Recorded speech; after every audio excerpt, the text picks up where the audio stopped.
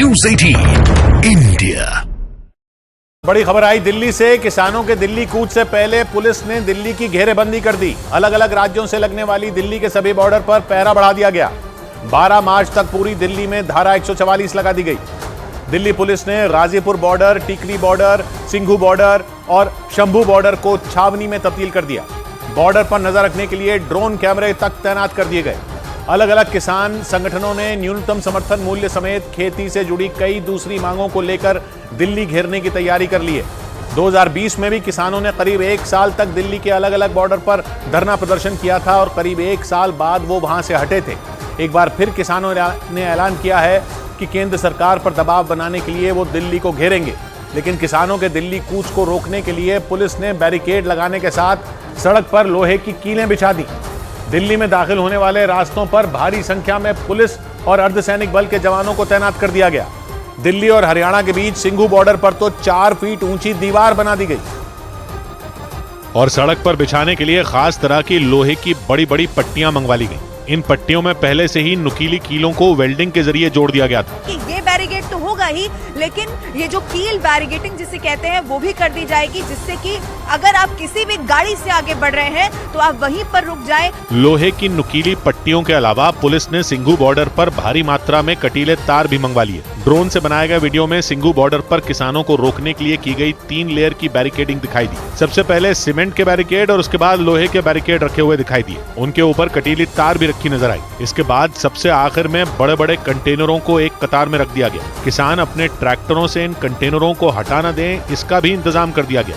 आप देखिए तस्वीरों में कि इतना आसान नहीं होगा। जब इनके अंदर मिट्टी भर जाएगी तो आप समझ सकते हैं कि ये कितनी वजनी हो जाएंगे और ये इनको हिलाया नहीं जा सकता है। यानी किसानों को रोकने के लिए दिल्ली पुलिस ने सिंघू बॉर्डर को पूरी तरह सील करने का इंतजाम कर दिया। और किसानों के दिल्ली कूच को रोकने के लिए दिल्ली और उत्तर प्रदेश के बीच गाजीपुर बॉर्डर पर भी सिंघू बॉर्डर जैसे ही इंतजाम दिखे। किसानों के आंदोलन को देखते ही पूरी दिल्ली में 12 मार्च तक धारा 144 लगा दी गई। गाजीपुर बॉर्डर पर उत्तर प्रदेश पुलिस और दिल्ली पुलिस ने मुस्तैदी बढ़ा दी और उत्तर प्रदेश से दिल्ली की तरफ जाने वाले रास्ते के एक हिस्से को बंद कर दिया गया। वहां मौजूद ट्रैफिक पुलिस के सिपाही लोगों से दूसरा रास्ता लेने की अपील करते दिखे।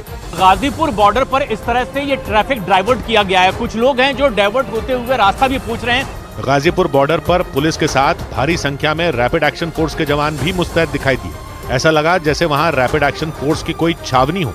किसानों को रोकने के लिए लगाए गए बैरिकेड के पास तैनात आरएएफ जवानों के हाथों में आंसू गैस के गोले दागने वाली बंदूक भी नजर आई। यानी प्रशासन की तैयारी किसानों को किसी भी हाल में दिल्ली की सीमा पर ही रोक देने की है।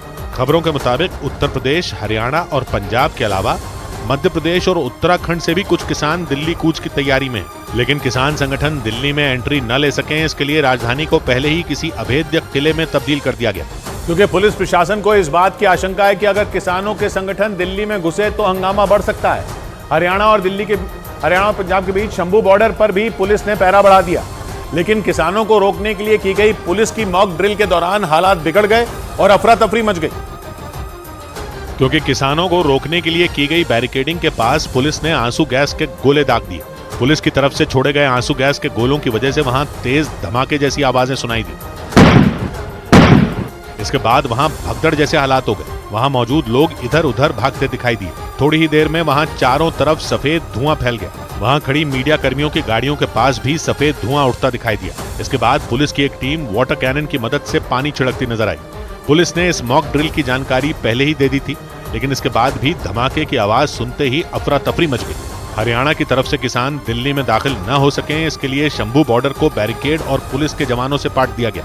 दिल्ली के अलग अलग बॉर्डरों पर किसानों को रोकने के लिए किए गए इंतजामों ने 3 साल पहले हुए किसानों के आंदोलन की याद दिला दी।